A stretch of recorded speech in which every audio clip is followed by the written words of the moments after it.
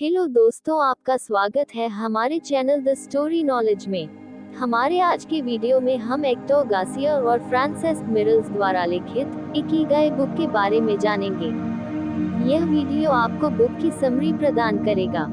क्या आप भी चाहते हैं कि आप 100 साल से ज्यादा जिए, वह भी स्वस्थ और खुशहाल रहकर? अगर इस प्रश्न का जवाब हाँ है, स्वाभाविक रूप से हाँ ही होना चाहिए, तो आपको यह किताब मददगार साबित होगी। ऐसा कौन सा काम है जिसे करते वक्त आप सबसे ज्यादा आनंदित होते हैं, समय को भूलकर उस काम में पूरा डूब जाते हैं, सभी समस्याओं को भूल जाते हैं? इस सवाल का जवाब ढूंढना ही इकिगाई की खोज है। दोस्तों, जापान में एक आइलैंड है जिसका नाम है ओकिनावा, जहाँ पर रहने वाले लोग 100 साल से भी ज्यादा जीते हैं और वहाँ 80 से 90 साल की उम्र वाले लोग भी हर रोज खुशी खुशी उठकर अपना काम करते हैं और मरते दम तक रिटायर नहीं होते।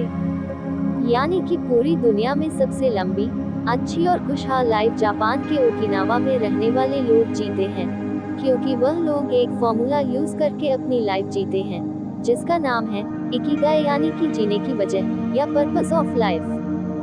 जापानी लोग मानते हैं कि आप किसी ना किसी खास उद्देश्य के लिए ही इस दुनिया में आए होते हैं और वह उद्देश्य ही आपका इकिगाई होता है।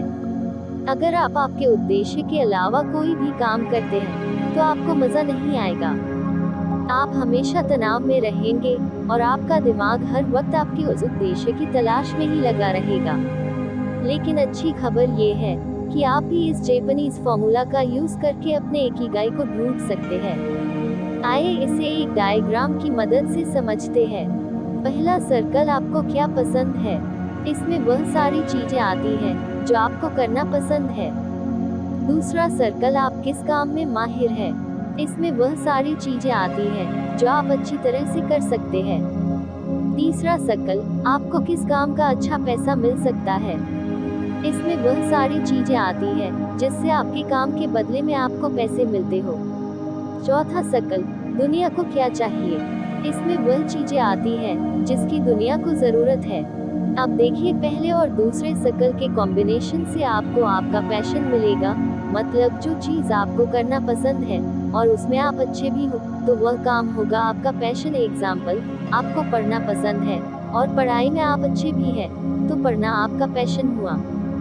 फिर दूसरे और तीसरे सर्कल के इंटरसेक्शन से आपको आपका प्रोफेशन मिलेगा, मतलब जिस चीज में आप अच्छे हो और उसके बदले में आपको पैसे भी मिलेंगे तो वह काम बन जाएगा आपका प्रोफेशन। एग्जाम्पल, आपने अपना पढ़ाई पूरी कर ली और आप अब कुछ बच्चे को पढ़ाने लगे हैं जिससे आपको थोड़े बहुत पैसे भी मिलने लगे तो पढ़ना हो गया आपका प्रोफेशन।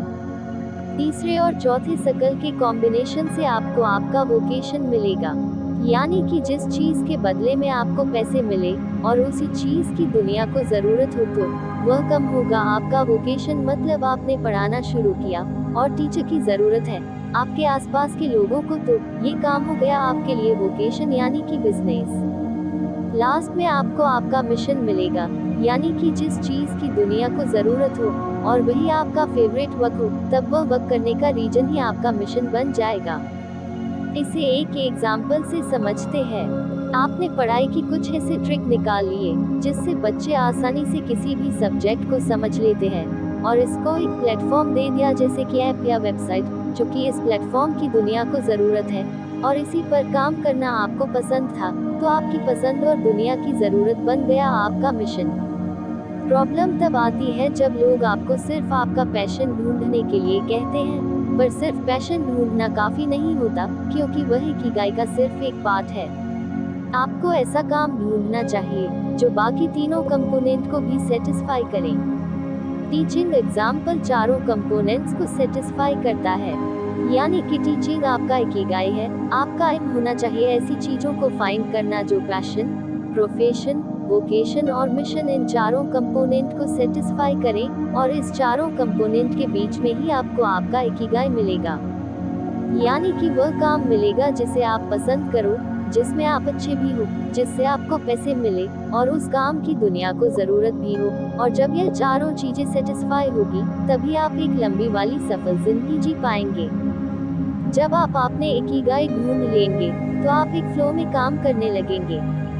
फ्लो का मतलब होता है ऐसी अवस्था जिसमें हम आनंदित, उत्साहित व सृजनशील जीवन जीते हैं और तन मन खोकर उस कार्य में जुट जाते हैं। यानी कि जब हम फ्लो की अवस्था में जाते हैं तो हम उस कार्य में पूरी तरह से खो जाते हैं। उस समय हमारे मन में दूसरा कोई भी विचार नहीं होता है। लेकिन जब हम फ्लो में नहीं होते हैं तो हम एक काम करते हैं और हमारा मन दूसरे विचारों में खोया हुआ होता है। दोस्तों, अब आगे देखते हैं इकिगाई के 10 नियम क्या कहती है। हमेशा काम करते रहे और कभी भी रिटायरमेंट न ले। जापानी लोगों को अपने जीवन का उद्देश्य इतना प्यारा होता है कि उनके यहाँ पर रिटायरमेंट जैसी कोई चीज ही नहीं होती। जो लोग अपना पसंदीदा काम करना बंद कर देते हैं वे अपने जीवन का उद्देश्य खो देते हैं। इसलिए आपको जो चीजें करना अच्छा लगता है उसे करते रहिए, सेल्फ डेवलपमेंट करते रहिए, दूसरों के काम में आने वाली चीजों का निर्माण करते रहिए और रिटायरमेंट की उम्र के बाद भी कुछ न कुछ बड़ा काम करते रहिए। लेखक बताते हैं कि हमें जल्दबाजी नहीं करनी चाहिए। सदा भागदौड़ और जल्दबाजी वाला जीवन लंबी आयु के लिए हानिकारक होता है। एक पुरानी कहावत है कि धीमी गति से चलने पर आप दूर तक जा सकते हैं। जब हम बिना वजह की जाने वाली जल्दबाजी को पीछे छोड़ देते हैं तो आने वाला समय जीवन को नया अर्थ देता है। पेट भरकर न खाएं। लंबी आयु तक जीना है तो कम खाएं। पेट भरकर खाने से अच्छा है कि अपनी क्षमता का 80% ही खाना खाएं। कुछ लोग शायद इस बात से सहमत न हो, लेकिन किसी भी चीज की अति में नहीं जाना चाहिए। कितना खाते हैं इससे भी ज्यादा महत्वपूर्ण ये है कि आप क्या खाते हैं। इसलिए आप जो भी चीज खा रहे हैं वो पौष्टिक होना चाहिए। बहुत ज्यादा खराब खाना खाने से अच्छा है कि कम और पौष्टिक खाना खाएं। कम कैलोरीज लेना लंबा जीवन के लिए महत्वपूर्ण है। अगर ज्यादा मात्रा में कैलोरीज ले तो आलस आने की संभावना होती है और शरीर की सारी ऊर्जा खाना पचाने में लग जाती है। इसलिए हमेशा कोशिश कीजिए कि आप अपने पेट को 80% तक ही भरें। अच्छा मित्र और परिवार, दोस्तों जैसी अच्छी कोई दवाई नहीं है। चिंता को भगाने के लिए अपने दोस्तों और परिवार के लोगों के साथ गपशप करें, एक दूसरे से बातचीत करें, सलाह लें और सलाह दें। जितना हो सके मजे करें, बड़ा सपना देखें और खुलकर जीवन जिएं। अगले जन्मदिन पर आप ज्यादा तंदुरुस्त बने। जब पानी बहता रहता है तभी वह स्वच्छ और निर्मल होता है। जब वह रुक जाता है तो खराब हो जाता है। इसी तरह से जीवन अगर तंदुरुस्त बनाना है तो शरीर को भी सदा कार्यरत रखना होगा। व्यायाम की वजह से हमारे शरीर में खुश रहने के लिए आवश्यक हार्मोन्स तैयार होते हैं। इसलिए डेली टाइम निकल हल्का फुल्का एक्सरसाइज जरूर करें, इससे आप सेहतमंद रहेंगे। मुस्कुराते रहिए। अगर आप हंसते मुस्कुराते जीवन जीते हैं तो आपके ज्यादा दोस्त बनेंगे और इससे आपको शांति भी मिलती है।